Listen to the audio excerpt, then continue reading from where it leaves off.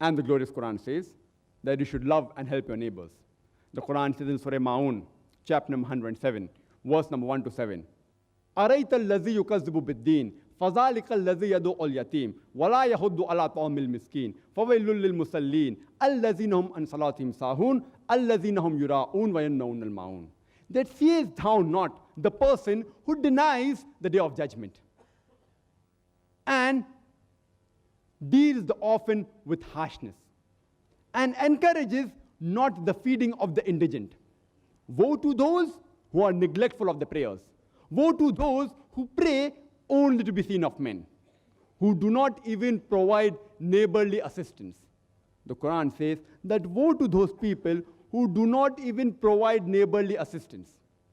And our beloved Prophet Muhammad said that he is not a Muslim who sleeps with his full stomach while his neighbors are hungry. That means any person who sleeps with his full stomach, that means had a good meal, while his neighbors are hungry, is not following the commandments of Allah and His Rasul.